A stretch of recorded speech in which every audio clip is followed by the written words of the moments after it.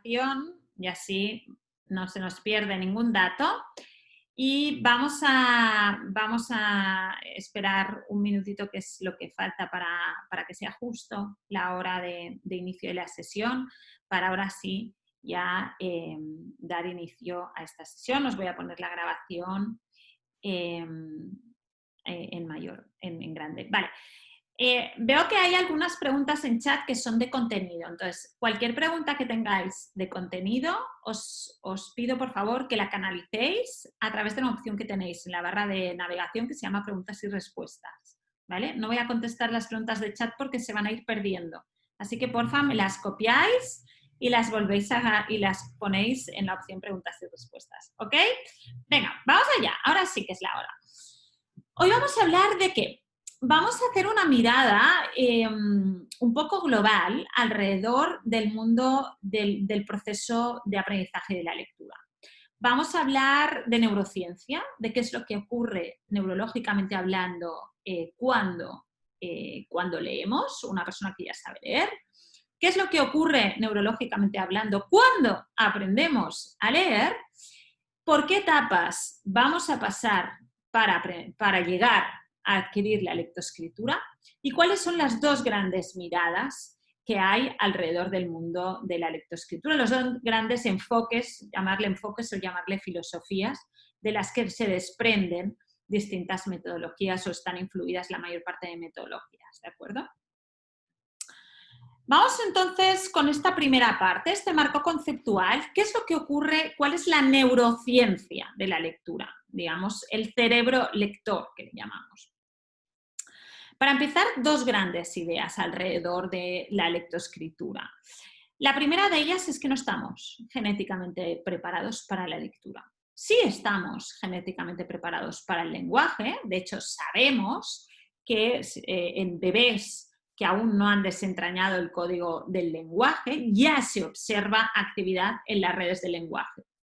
Pero en relación a la lectura y a la escritura podemos decir, haciendo el símil informático, que no tenemos el cableado para la lectura. Y me diréis, María, ¿y esto qué? ¿Y qué? Pues bueno, ¿y esto y qué? Esto quiere decir que tiene un impacto importantísimo. Quiere decir que aprender a leer implica reciclar algunas de nuestras áreas de nuestro cerebro. Por tanto, el proceso de aprendizaje de la lectura es un proceso, desde el punto de vista neurológico, de reciclaje neuronal. Con lo cual, con esto ya podemos ir entendiendo que no es un proceso rápido, por mucho que queramos adelantar, por mucho que en los últimos tiempos tenemos mucha prisa porque los niños lean y queremos adelantar el proceso. Es un proceso que necesita su tiempo, porque es un proceso que implica modificación neurológica. En segundo lugar, este proceso, este gran proceso que va a permitir la lectoescritura, que podamos transformar aquello que vemos impreso en una producción fonológica para acceder a la significación, no se da en un área concreta de nuestro sistema, sino que implica múltiples estructuras cerebrales, con la consiguiente movilización de recursos para poder acceder a la lectura. Por tanto, y sobre todo cuando estamos empezando a leer, hay una gran movilización de recursos y por tanto no es algo que ocurra de manera fácil. Veamos cuáles son todas estas estructuras que vienen, que activamos durante la lectura y la escritura y qué es lo que ocurre en cada una de ellas. Este es un esquema para que veáis, una sección para que veáis todas las áreas que vendrían involucradas en el proceso lector, de un lector experto, ¿de acuerdo?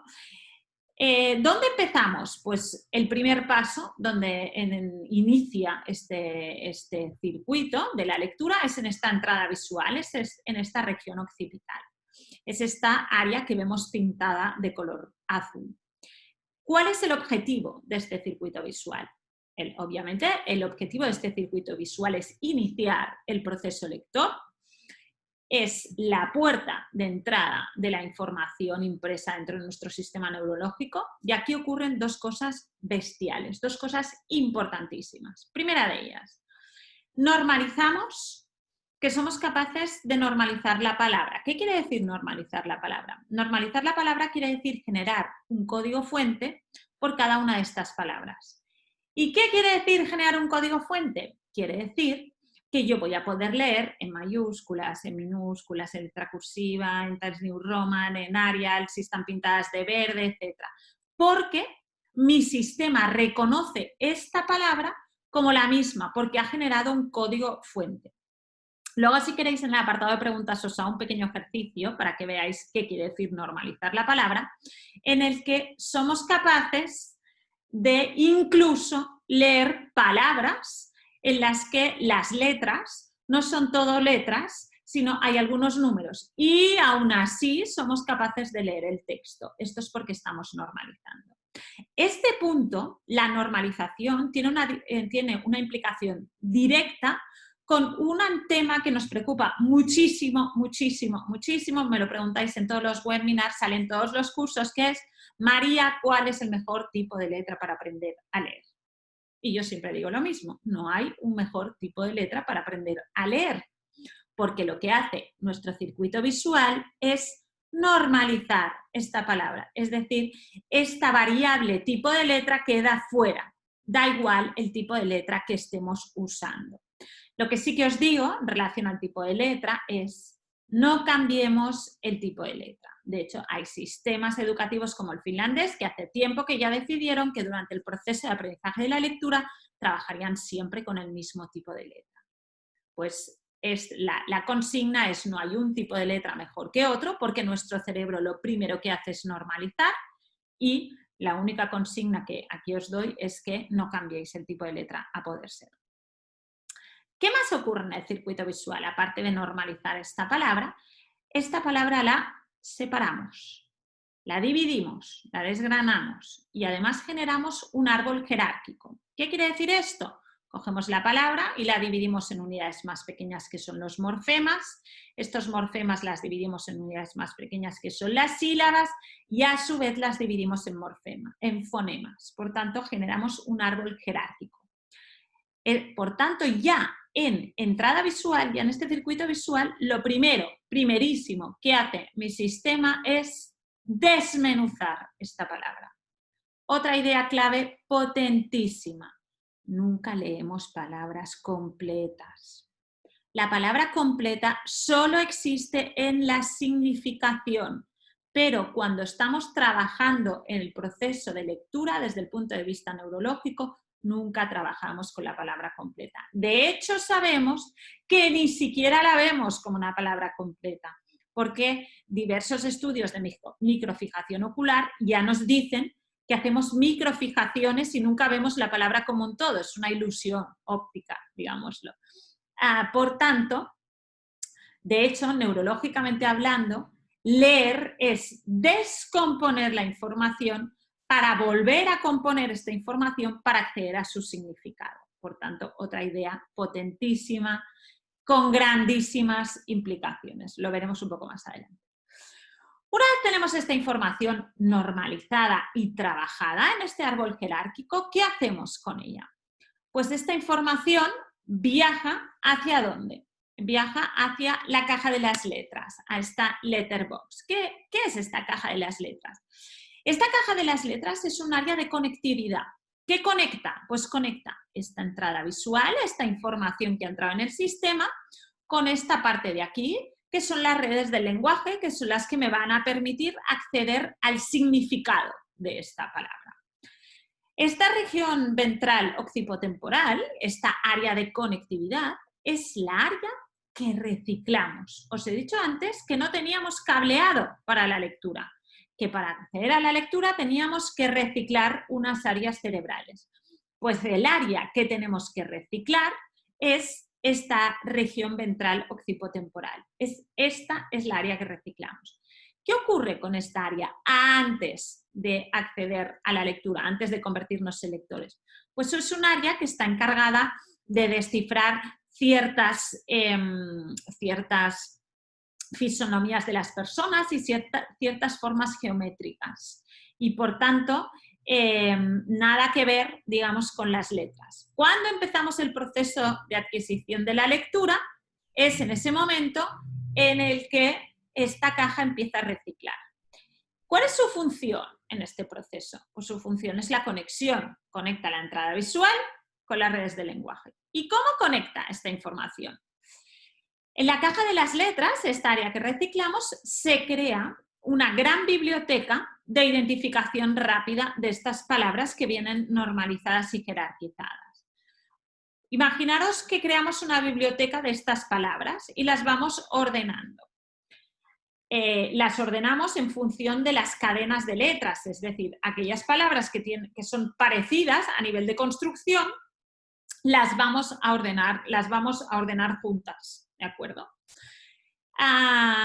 ¿Por qué necesitamos esta gran biblioteca? Porque la caja de las letras tiene una doble función: almacenar la información que ha entrado en el circuito visual y, en función de la información que hay dentro de esta biblioteca, decidir hacia dónde envía la información para acceder a la significación.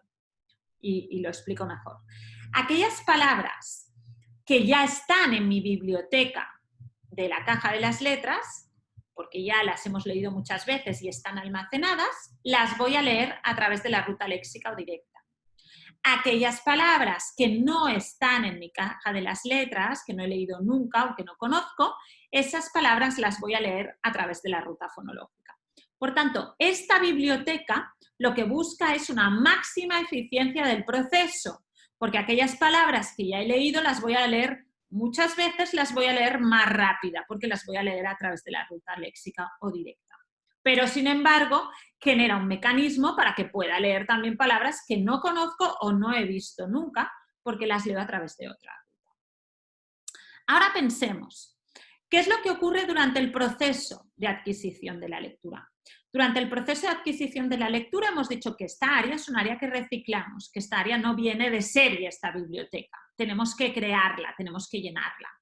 Por tanto, los primeros lectores, los lectores iniciales, ¿qué les ocurre? Que no tienen información en esta caja de las letras. Y por tanto, la única ruta que van a usar es la ruta indirecta. Vamos a verlo un poquito más en detalle. Tenemos esta caja de las letras y luego pasa esta información a estas rutas de lenguaje. Las rutas de lenguaje, el objetivo de estas rutas de lenguaje es acceder al significado de las palabras. Es decir, transformo aquello que yo veo impreso en una producción fonológica y entiendo la significación de aquello que he leído. ¿De acuerdo? Lo hacemos por dos rutas. Una es la ruta léxica o ruta directa, que lo que hace es la composición directa de la palabra y de la composición accede a la significación y después a la producción fonológica. Y la otra es la ruta fonológica. ¿Qué hace? Mira las letras, accede al fonema de cada una de las letras, después compone fonológicamente la palabra y por último accede a su significación. Os decía que hay una diferencia en cuanto usamos una y la otra. Esta diferencia se da solo en lectores expertos. Cuando ya hemos activado todo el circuito y ya tenemos buena información dentro de esta caja de las letras, un lector experto activa durante una lectura, sin darse cuenta, ambas rutas. De hecho, decimos que neurológicamente hablando, la fluidez lectora es la coordinación de las dos rutas del lenguaje. Aquellas palabras que he leído muchas veces las voy a leer a través de la ruta léxica y aquellas palabras que no he leído nunca las voy a leer a través de la ruta fonológica. Pero esto es en un lector experto. ¿Qué ocurre con los primeros lectores? Con aquellos niños que están aprendiendo a leer, que no tienen información en esta caja de las letras. Y por tanto, la única ruta que se activa en primeros lectores es la ruta fonológica. Y ahora me preguntaréis, María, ¿y cómo sabemos si un niño ya está empezando a activar la ruta léxica? Y yo os contestaría, por el tiempo de lectura.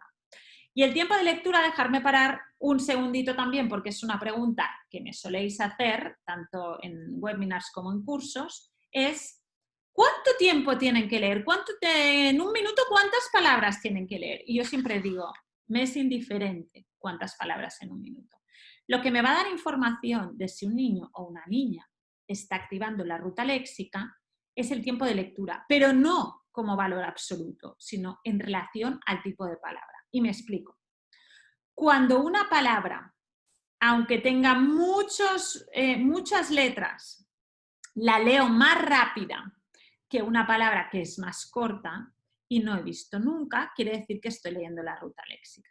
Es decir, el tiempo de lectura tiene que ir siempre relacionado con dos variables.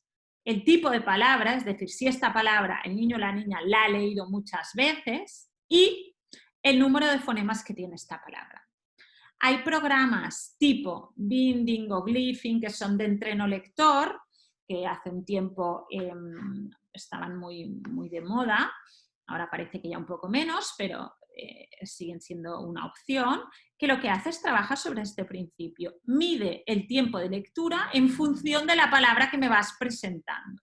Por tanto, el tiempo de lectura, para saber si estamos pasando a ruta léxica o seguimos en ruta fonológica, el tiempo de lectura, pensar que no se tiene que medir como un absoluto, sino en relación al tipo de palabra y a la longitud de la misma, es decir, si es una palabra conocida o no y si es una palabra larga versus palabras cortas.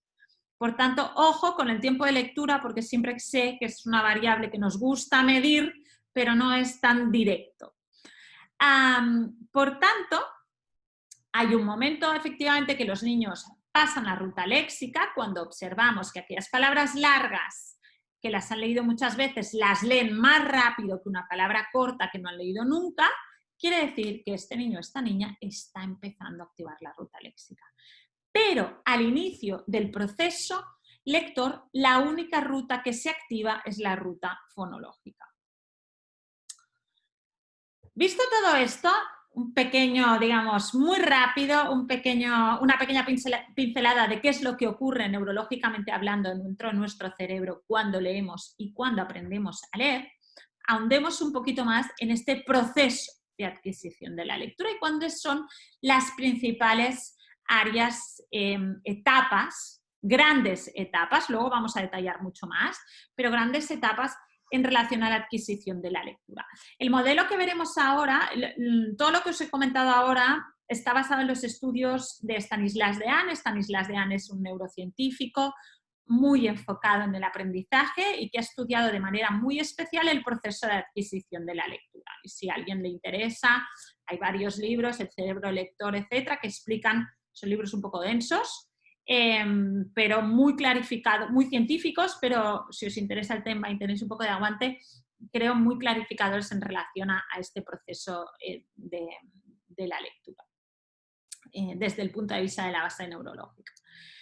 Las etapas que veremos a continuación se basan en el modelo de Uta Fritz, que viene, digamos, a modelizar toda esta información que nos da Stanislas Dehaene o que corrobora Stanislas Dehaene y que lo que buscan es intentar ver cuáles son las principales fases en general en relación al proceso de aprendizaje y la lectura.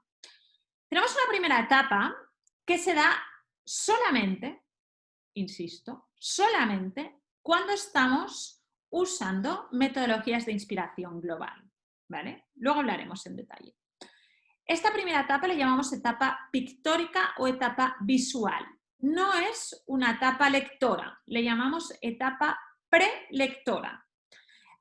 El niño lo que hace es, estamos trabajando actividades que buscan activar el sistema visual y lo que hace el niño o la niña es reconocer la palabra como un objeto. Seguro que habéis visto aquellos niños que, por ejemplo, imaginaros que tenemos una niña que se llama Emma y le hacemos escribir su nombre y a la E le hacemos escribir su nombre en mayúscula, en vez de ponerle 3 palos, ¿no? Le pone 5 o 6, ¿no? Porque más o menos, digamos que no estamos trabajando la letra, no estamos reconociendo, sino trabajamos la palabra como un dibujo, como un objeto, ¿de acuerdo? Usamos todos los elementos que tenemos disponibles para ello.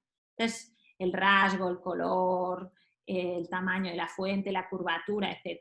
Es por esto que en esta etapa pictórica, si cambiamos el tipo de letra, el niño o la niña no va a reconocer la palabra, porque reconoce un objeto. De hecho, lo que estamos trabajando es en un vocabulario visual, que dependiendo de la pericia del niño o de la niña, este vocabulario visual será más vasto o menos. Es decir, puedo reconocer mi nombre y el de mis compañeros de la mesa, pero el de la mesa de al lado quizá ya no lo reconozco, ¿no? Porque no estamos decodificando, no estamos leyendo, estamos trabajando única y exclusivamente a nivel de sistema visual. Esta etapa, insisto, se da cuando usamos típicamente a metodologías globales. La segunda etapa, y esta sí es el inicio del proceso lector, es la etapa fonológica. Aquí es donde se da la revolución de base neurológica. Aquí es cuando reciclamos esta caja de las letras y lo que hacemos, lo que hace el niño, ¿qué es? El niño lo que aprende a segmentar las palabras fonémicamente, aprende a vehicular este aprendizaje fonológico con una grafía y aprende posteriormente a componer estas palabras y, por tanto, a decodificarlas fonológicamente. Es este momento en el que hay una parte del sistema, que es esta región ventral occipital, que se recicla para poder crear esta biblioteca que me permita posteriormente acceder a la decodificación. Esta etapa no es automática. Requiere enseñanza explícita de dos cosas, del código alfabético y de la parte fonológica. Esto es importante. Esta sí es la primera etapa en la que se activa la caja de las letras y en las que activamos únicamente la ruta fonológica. Hay una tercera etapa, es la etapa ortográfica. ¿Qué ocurre aquí? Ya hemos activado la caja de las letras, hemos activado la ruta fonológica y ahora activamos la ruta léxica. Y esta es la etapa, por tanto, de la fluidez, es la etapa de la coordinación de ambas rutas del lenguaje, es la etapa, por tanto, de la automatización del proceso y de la activación de la ruta léxica. Aquí sí que para saber si estamos en esta etapa, que es la más larga, esta es la más larga, para saber si hemos entrado o no en esta etapa, sí que el tiempo de lectura que os comentaba anteriormente es clave para saber si efectivamente estamos en la etapa número 3 o seguimos en la etapa número 2. Vista, estos son grandes, grandes grupos, luego entraremos en detalle a entender cuáles son las fases por las que debemos pasar en estas grandes etapas. Vamos a ver ahora las principales metodologías, más que metodologías, esto os lo voy a cambiar, son filosofías, ¿no? Digamos, son enfoques de aprendizaje de la lectura.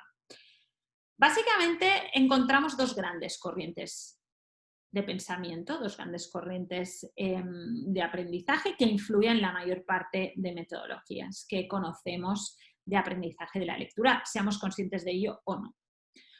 Unas son las metodologías globales y las otras son las metodologías sintéticas o fónicas. ¿Cómo son las metodologías globales? Las metodologías globales parten de la palabra como un todo, como unidad de significación. Y la justificación para trabajar de esta manera es que es la motivación, ¿de acuerdo?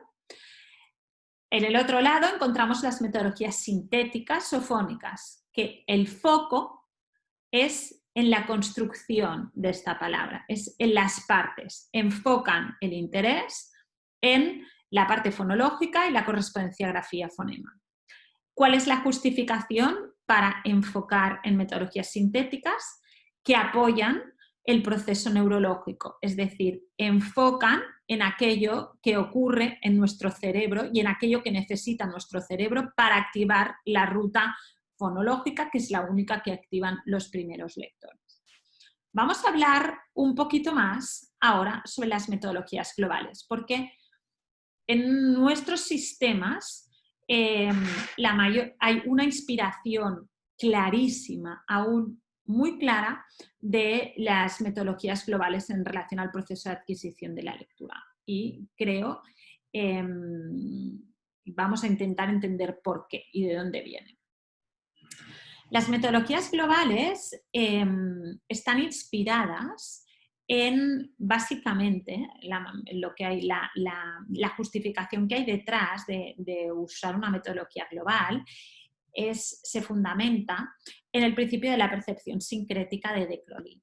De Crowley, ¿qué decía? De Crowley decía que los niños, hasta los 6-7 años, tienen un interés natural por entender el mundo, las cosas en su totalidad. Conceptos en su totalidad, pero les cuesta enfocar el interés en la construcción, en las partes.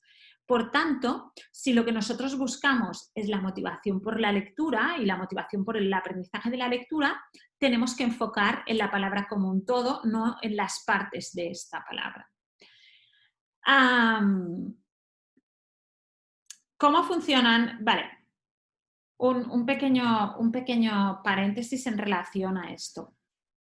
La gran justificación de las metodologías globales, ahora lo veremos, lo detallaremos bastante, pero la gran justificación que hay detrás es una justificación motivacional. Es decir, para los niños es mucho más significativo trabajar sobre su nombre que trabajar sobre las partes de su nombre, ¿no? Sobre las unidades que componen su propio nombre o la palabra que sea. Personalmente estoy absolutamente de acuerdo que la motivación por el aprendizaje es claro y clave. Es decir, aprendemos aquello que queremos aprender. Si no quiero aprender a leer, si la lectura para mí no es significativa, probablemente no vaya a aprender a leer, pero pasa con la lectura y pasa con cualquier tipo de aprendizajes y nos pasa también a los adultos. Esto no es exclusivo de los niños, seguro que esto convendréis conmigo. Por tanto, creo que el trabajo sobre la motivación es importantísimo. El tema es, ¿qué es motivacional para un niño? ¿Es motivacional para un niño trabajar con unidades de significación? ¿O lo que es verdaderamente motivacional por el niño es darse cuenta que es capaz de decodificar? ¿No? Y esta es un poco, creo, la pregunta que a veces deberíamos hacernos. Si la respuesta es ver que soy capaz de decodificar, la siguiente pregunta es, ¿qué necesito para decodificar? ¿Cuáles son las habilidades que necesito activar? Y cuando analizamos las habilidades que necesito activar para decodificar, de manera directa salen, ¿necesito qué? Necesito la fonología y necesito la correspondencia grafía-fonema. Y por tanto, en algún punto del proceso necesito ser explícito en este aprendizaje. Cierro paréntesis, seguimos adelante y lo acabamos de hablar. ¿Cómo funcionan las metodologías globales? Las metodologías globales funcionan en base a la palabra como un todo. Escribimos muchas palabras, las tenemos colgadas, las hacemos escribir a ellos, ahora somos muy modernos y las ponemos en las pizarras digitales, es igual, pero la unidad de interés es siempre la palabra. Estamos efectivamente trabajando en la etapa 1 del modelo de Utah-Fritz, que es esta etapa pictórica. Estamos trabajando a nivel de vocabulario visual, pero en ningún momento enfocamos nuestra área de interés en el análisis de las partes. Por tanto, y dejamos o pensamos que si exponemos a los niños a un contexto rico en vocabulario visual, ellos de manera autónoma acabarán por enfocar el interés en las partes, harán la parte analítica por su lado. Bien, hoy ya tenemos mucha información de lo que pasa y de lo que no pasa en relación a las áreas fonológicas concretamente. Y sabemos que un 35% de los niños sin un entreno explícito y sistémico en materia de conciencia fonológica no la adquieren de manera natural, simplemente por ver palabras expuestas, ¿de acuerdo? Y sabemos también que sin este conocimiento fonológico adecuado, que en un nivel mínimo de conocimiento fonológico no puede darse el hecho lector. Por tanto, estamos enfocando en un área que no les da a los niños las habilidades para decodificar. Y cuando digo los niños, les estoy diciendo que sin que haya ningún tipo de trastorno de base neurobiológica, es decir, ninguna dislexia, etc., hay un 35%, un mínimo de un 35%, con lo cual estoy diciendo que de cada 10 niños, 3,5, entre 3,5 y 4 niños no van a poder adquirir la lectura de manera natural en el momento adecuado. Evidentemente, con estos niños, lo que les vamos a decir, porque seguro que os habéis encontrado con más de uno de ellos, necesita refuerzo fonológico. Estos niños van a hacer refuerzo, etcétera, etcétera. Pero les estamos confrontando con un proceso demasiado complejo, porque les estamos pidiendo que hagan algo para lo que no les hemos preparado. Y esto es grave. Y esto, desde mi punto de vista, va contra ¿qué? Va contra los futuros lectores. Porque si yo, evidentemente, todos van a aprender a leer, tengan una dislexia o no, pero al final, después del esfuerzo y del trabajo, todos van a leer. ¿Pero a costa de qué? Si yo me he confrontado con experiencias muy negativas alrededor de la lectura, es probable que nunca más vaya a coger un libro y vaya a disfrutar de un libro. Y luego vamos a ver problemas en materia de comprensión. Y luego crecen y crecen y vosotros mismos me decís, no entienden lo que leen. No, no entienden lo que leen porque probablemente la base venga de atrás. Por tanto, ojo, ojo con lo que hacemos en relación a la manera como enseñamos a leer. Porque tiene un impacto no solo en el proceso de decodificación y aprendizaje de la lectura, sino en el proceso futuro de los futuros lectores. Y no entender es grave al final. No solo académicamente, no me refiero académicamente, sino me refiero para la vida, ¿no? Al final la lectura es una fuente de conocimiento, puede ser una fuente de conocimiento, una fuente de diversión, una fuente de disfrute, por tanto, ojo con lo que nos podemos estar dejando en este camino. Para ahondar un poco más en esta idea del mito de la lectura global, vamos a desmontarlo un poquito más, si no lo he desmontado suficiente.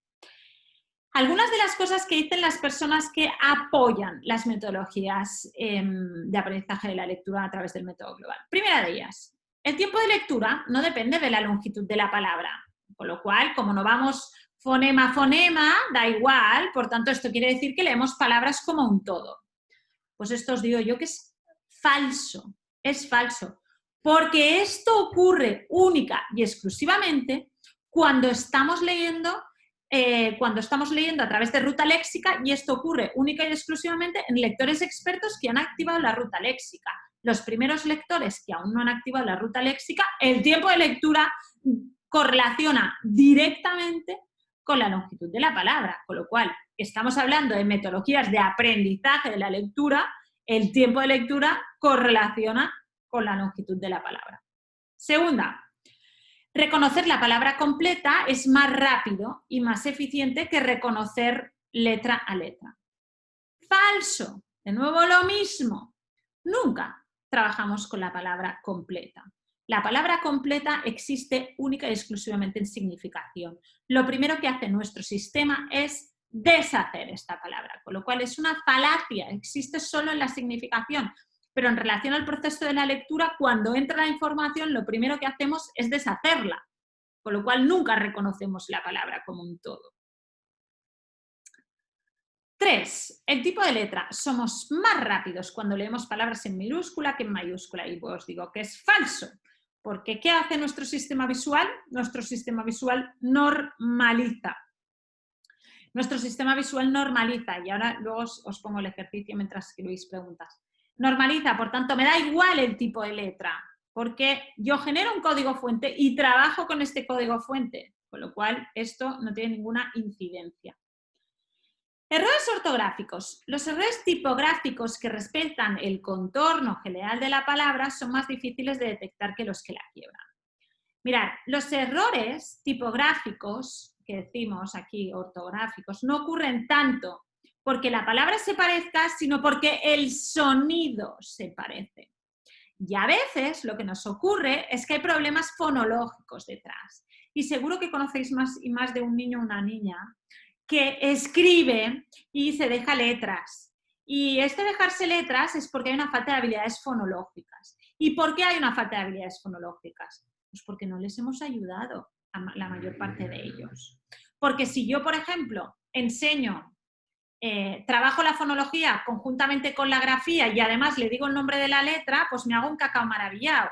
Si yo cuando te presento la C te digo esto es una C, pero suena K y se escribe así, cuando van a poner el fonema no saben si el fonema es C o es K y esto genera muchas confusiones. Normalmente cuando hay errores de tipo ortográfico en los que hay falta de fonemas es porque faltan habilidades fonológicas de discriminación auditiva. No tienen nada que ver con el contorno de la palabra como un todo. Métodos sintéticos o analíticos, ¿cómo funcionarían? Pues hemos visto que los métodos globales enfocan en la palabra como un todo y dentro de lo que es el modelo de Utah-Fritz enfocan en la fase número 1, que es esta fase pictórica.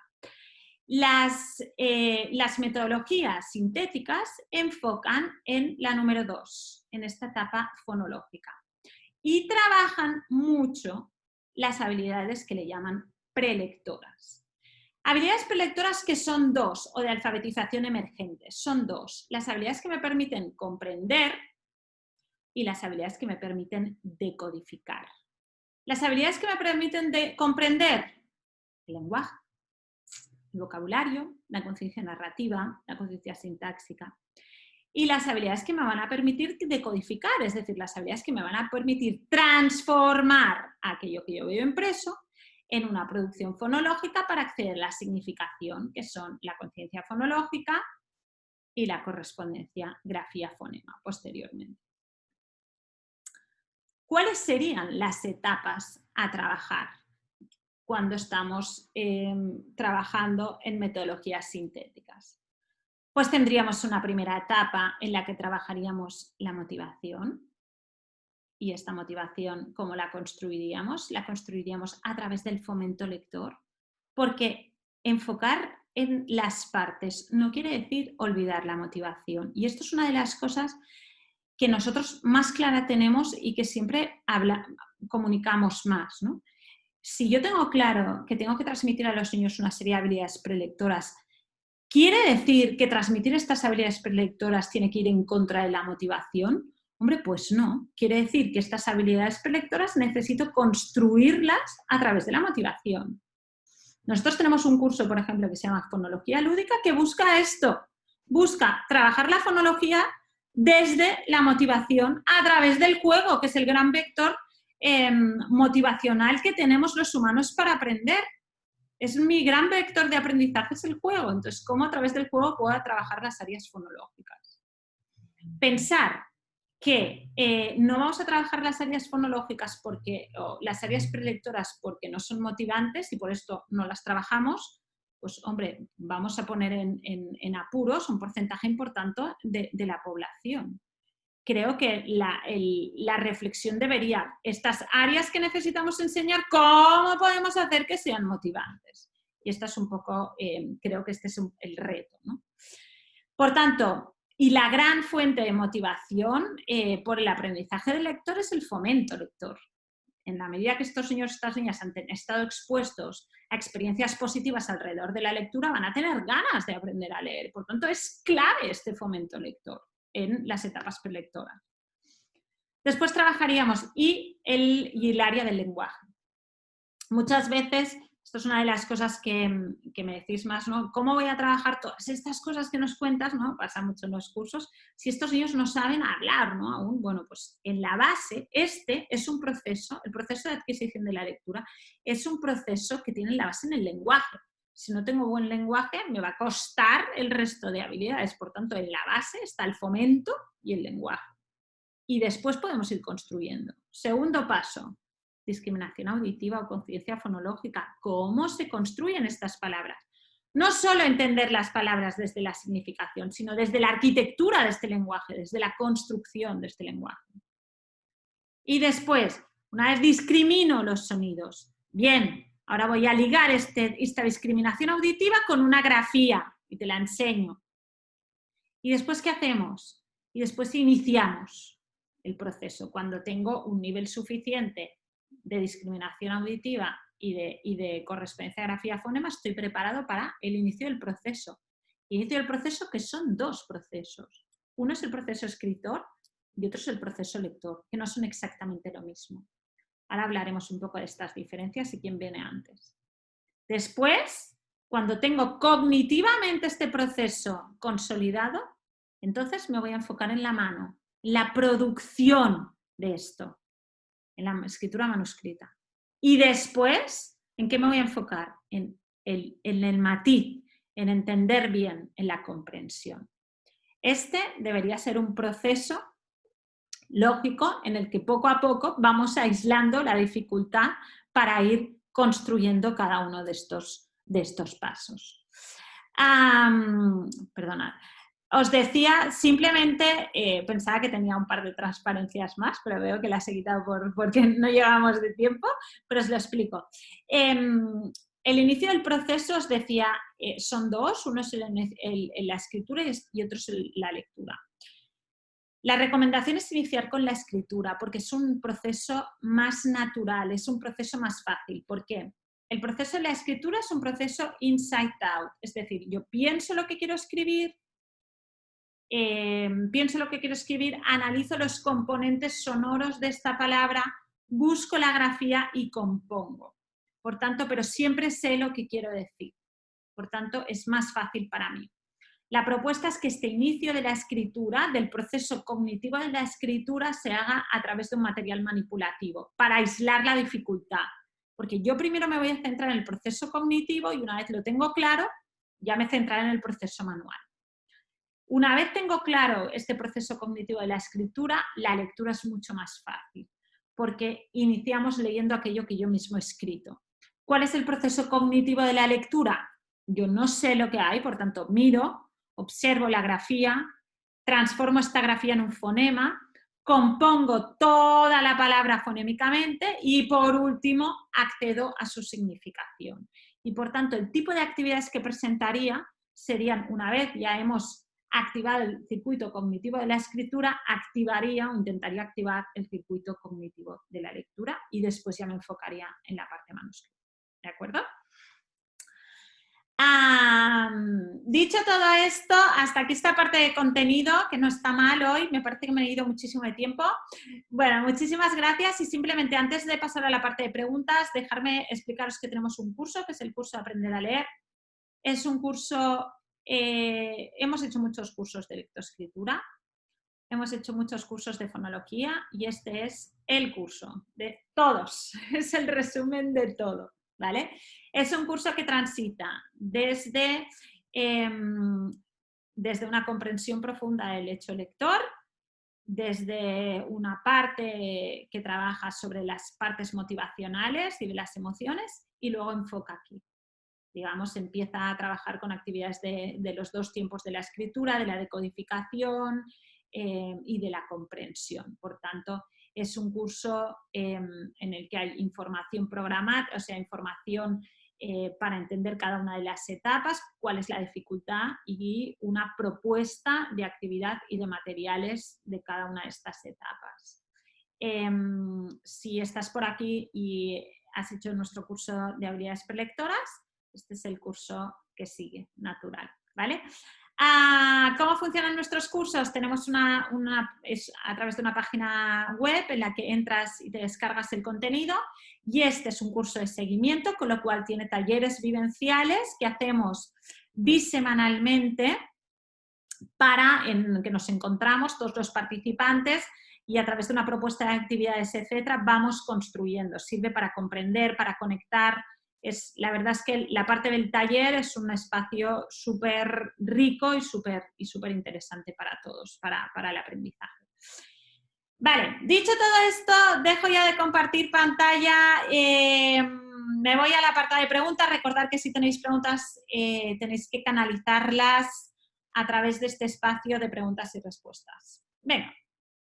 Vale, ¿puedo poner la biblio? Sí, os voy a poner la biblio en el chat, ¿vale? Porque así podéis acceder todos. Un segundo que... Vale, Stanislas Dean. Stanislas Dean es el neurocientífico, modelo de UTA Fritz es el otro que he hablado.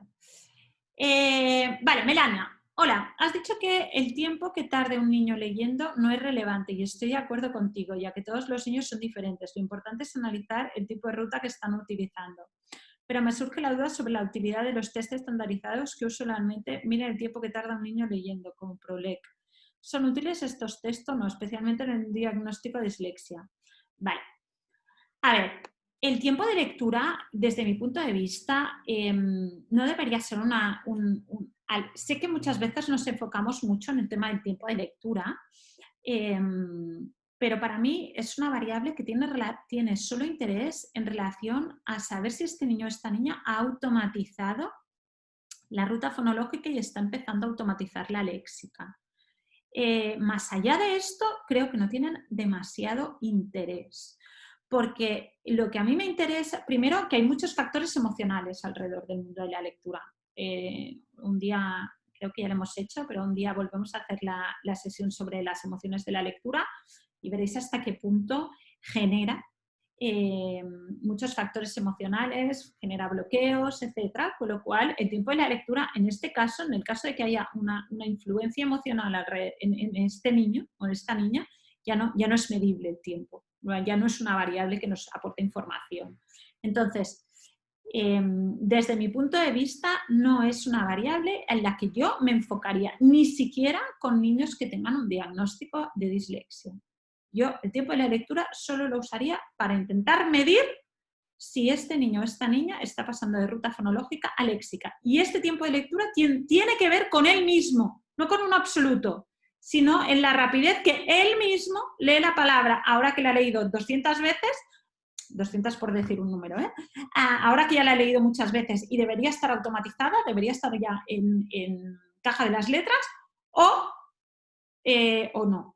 Por tanto, básicamente esta es mi consigna. Xavier, María, en comunidades con 2 lenguas oficiales, ¿en qué lengua deberíamos empezar el aprendizaje lector? ¿En la lengua más fuerte o en la menor presencia social? Vale. Mirar, este es un tema, la lectura tiene su base en el lenguaje y por tanto, en aquella lengua en la que tenemos más pericia a nivel de lenguaje, va a ser más fácil para nosotros, porque para aprender a leer necesito discriminación fonológica y si no conozco bien las palabras y no soy capaz de discriminarlas bien, porque no domino tanto el idioma, pues no tiene mucho sentido. Entonces, si queremos hacerles la vida un poco más fácil, desde mi punto de vista, tendría que ser la lengua en que haya más, en la que haya más facilidad, más pericia por parte del niño o la niña. María, ¿por qué es tan común que muchos niños confundan al leer el sonido de la S y la Q? Vale. Vale. El sonido K, ¿vale?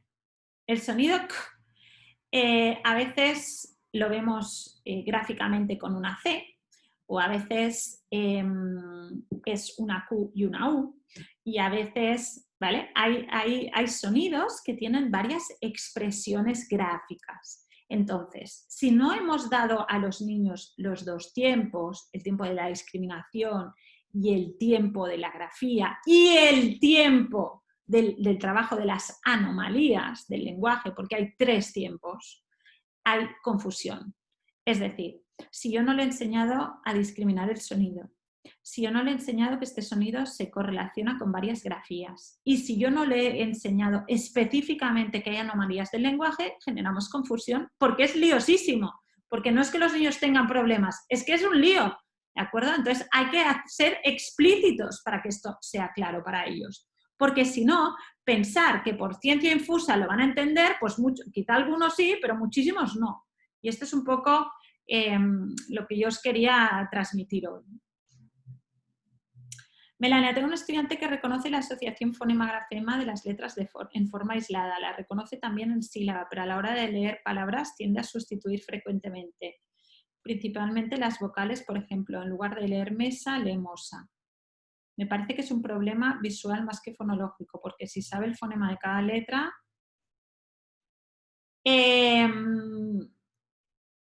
No tiene por qué ser un problema visual, quizás sí que es un problema visual, siempre que observamos algún tipo de dificultad de base de lectoescritura, una de las cosas que miramos es si hay una dificultad de base visual, pero por tanto podría ser.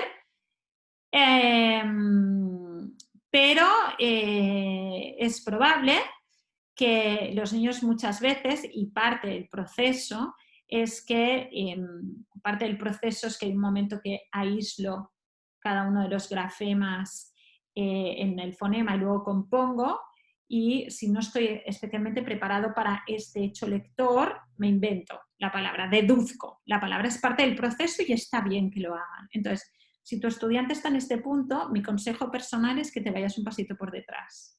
Es que te enfoques en el proceso cognitivo de la escritura y observes si a nivel escritor también hace estas inversiones o también hace estos cambios. Si también hace estos cambios escribiendo, te puedes ir un pasito por detrás para chequear que realmente no hay ninguna dificultad de base de lío gráfico y fonológico y mirar a ver si hay algo. Pero si estás enfocando en lectura y este niño o esta niña no está preparado para leer, hay que ir un pasito por detrás, que es enfocar en escritura cognitiva.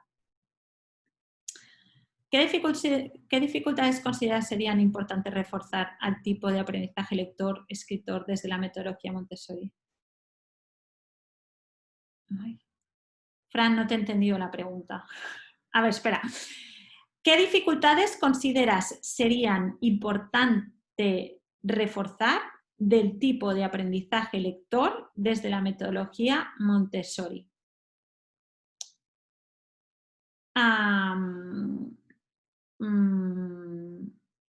No acabo de entender la pregunta, pero contesto. Explico un poco a nivel de cómo funciona un poco el método Montessori de lectura.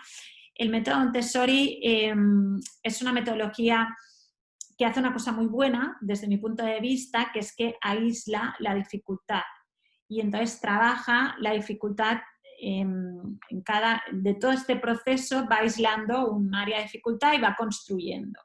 Entonces, lo bueno que tiene Montessori es que tiene muy clara la estructura y tiene muy claros los tempos. Hay un primer tiempo que es el auditivo, una vez lo tenemos claro, somos capaces de pasar a la parte de grafía, una vez lo tenemos claro, somos capaces de pasar a la escritura, etc. Entonces, como es una metodología activa, es decir, es una metodología que basa todo el trabajo en el propio niño y en su propia evolución, lo que hace es proponer una serie de materiales para ir aumentando y aislando cada una de las dificultades. Entonces, creo que en este sentido es una muy buena metodología para el trabajo fonológico.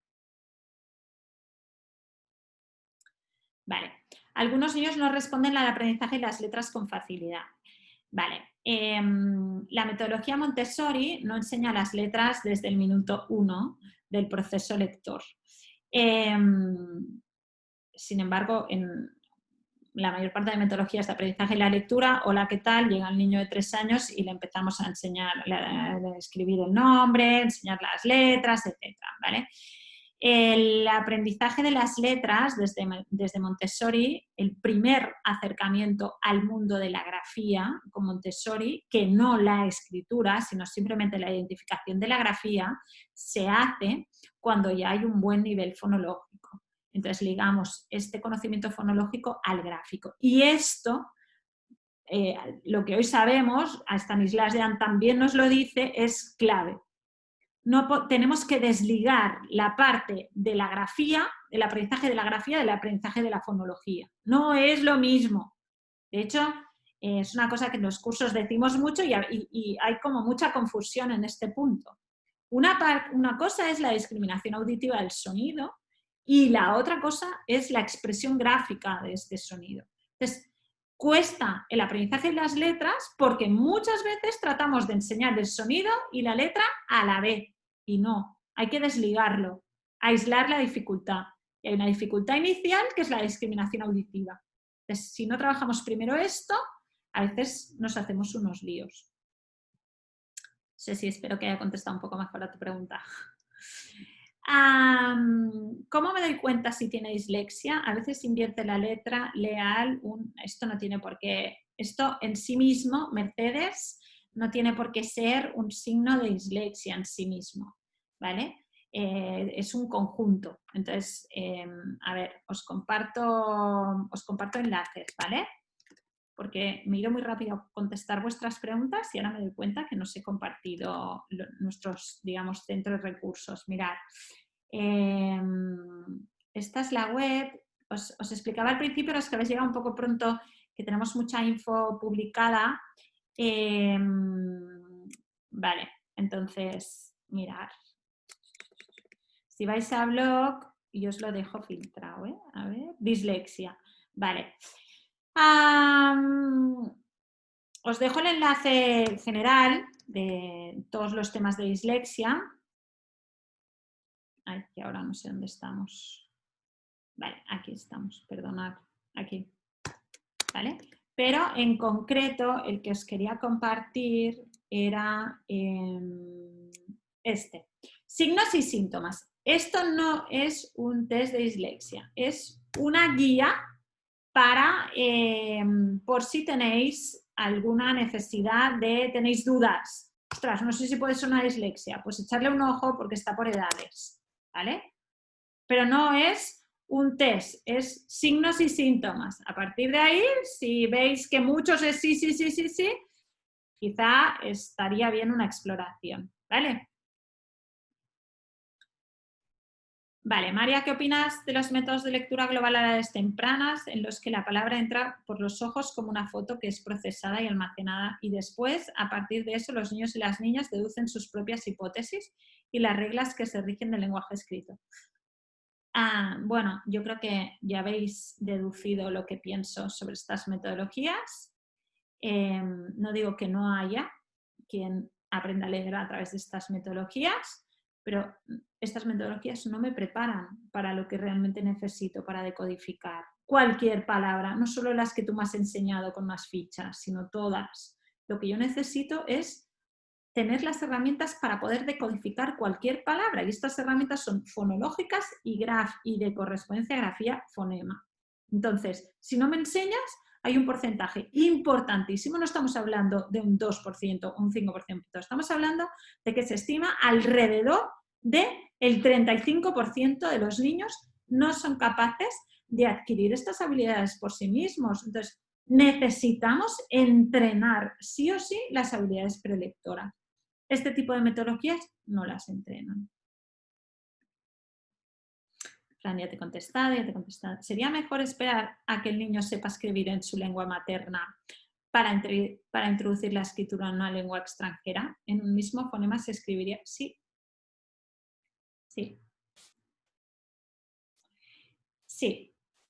Hasta que el proceso, desde mi punto de vista, hasta que el proceso no está culminado,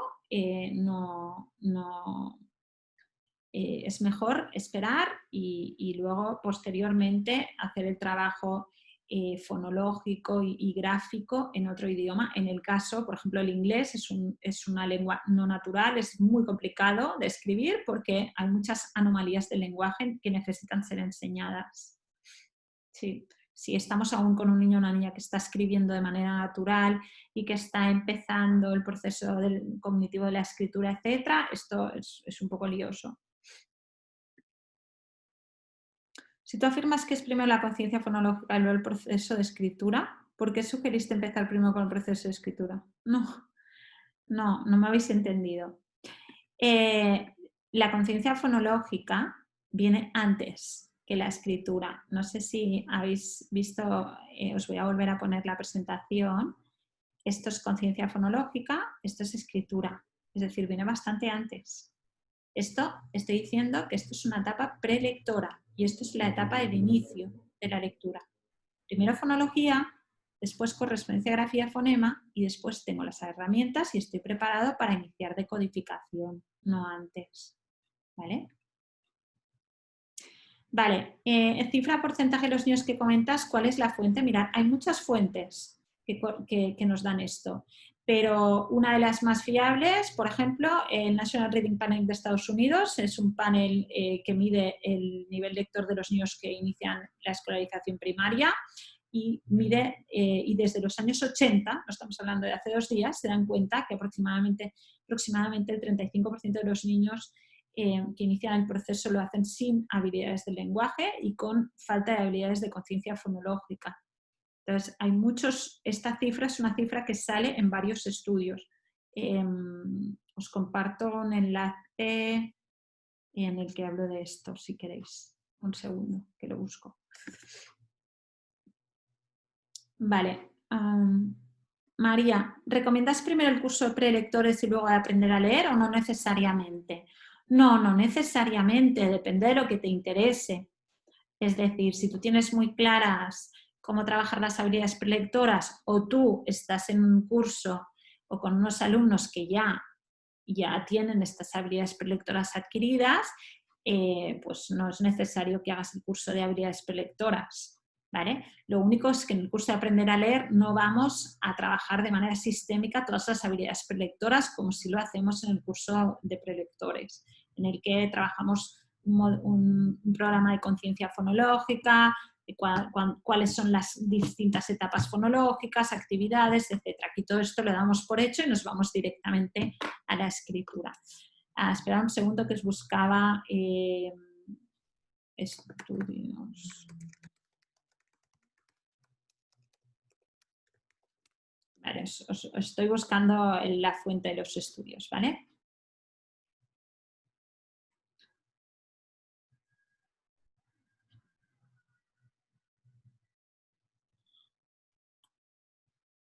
Vale, Melania. Cuando ya hay lectura en los niños pero no hay buena conciencia fonológica, se trabaja solo la conciencia fonológica, puedes combinar sonidos con la escritura y la lectura. A ver, si realmente ves que falta la parte fonológica y tienes muy claro, yo creo que lo suyo sería trabajar específicamente las habilidades de conciencia de fonema, probablemente es lo que te falle, ¿no? Entonces, puedes hacerlo junto, pero si lo que buscas es trabajar las áreas fonológicas, yo trabajaría únicamente las áreas fonológicas a través de juegos, etc.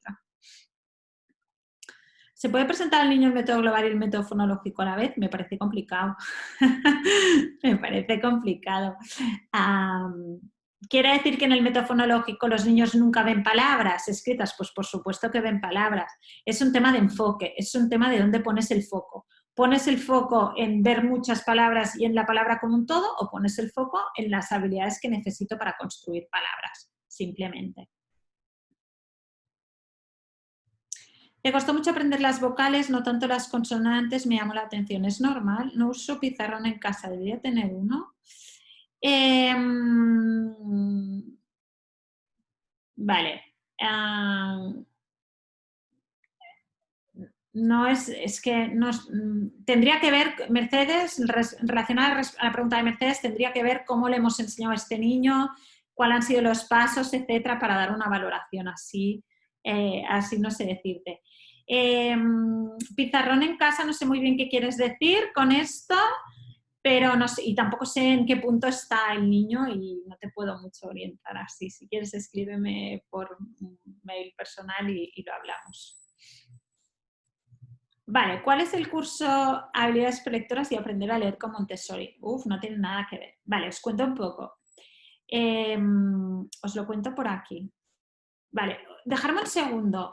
Mirad, este es el enlace que os dejo en chat en el que tendréis toda la información que hemos publicado sobre conciencia fonológica y aquí encontraréis varios estudios que hablan de porcentajes, etcétera. Simplemente para no ahora no buscarlo uno a uno porque tardaría un poquito más, ¿vale? Vale. Os comparto también, os explico un poco los cursos del área de lectoescritura y sé que a lo mejor hay un poco de confusión, ¿vale? Vale.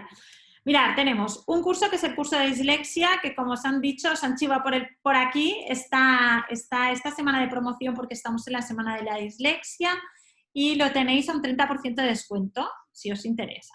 ¿Qué encontráis en el curso de dislexia? En el curso de dislexia hay información neurológica, información de base para comprender bien la dislexia, encontramos 2 módulos de entreno fonológico y un módulo del tema de desarrollo emocional, muy enfocado a los niños que sufren una dificultad de aprendizaje.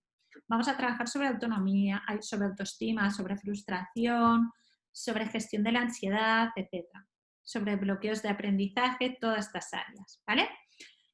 Curso Aprender a leer. Este es un curso programático, es un curso resumen de prácticamente todo lo que tenéis en nuestra página y es un curso que transita sobre la neurociencia, sobre las emociones de la lectura y luego vamos a enfocar en la escritura, en la fase de escritura cognitiva, la escritura manuscrita, la lectura, etc.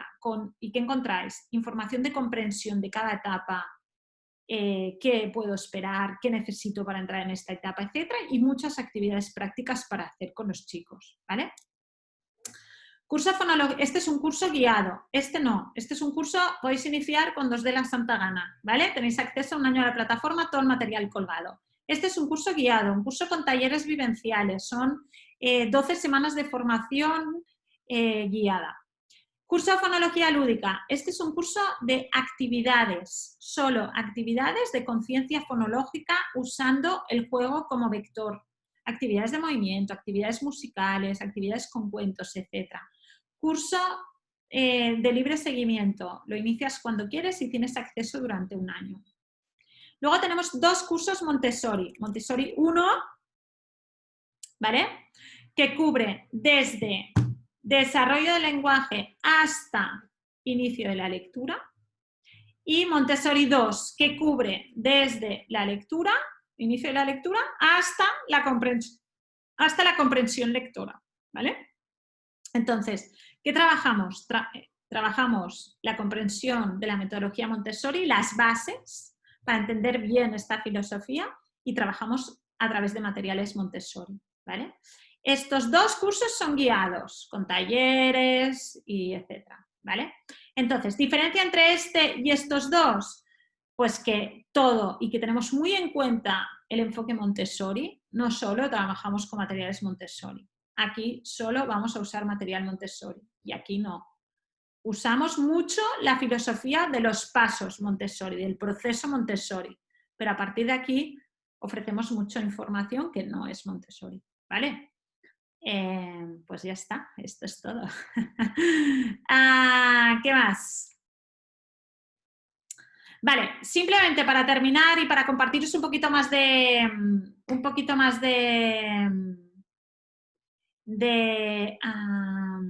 vale, a ver, Lidia. María, me ha llegado a la clase un niño de 8 años con muchas dificultades en el proceso lector. Confunde la mayoría de fonemas debido a malas estrategias pedagógicas.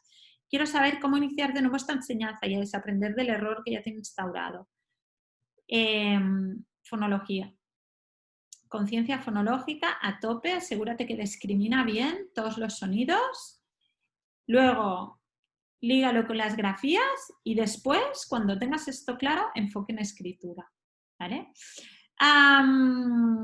Vale, como os decía, simplemente dejarme que os comparta otro gran centro de recursos que tenemos, que es Pinterest, en el que tenemos toda nuestra información ordenada, más información de personas que para nosotros son relevantes y por tanto creo que merece bastante la pena tenerlo. Os dejo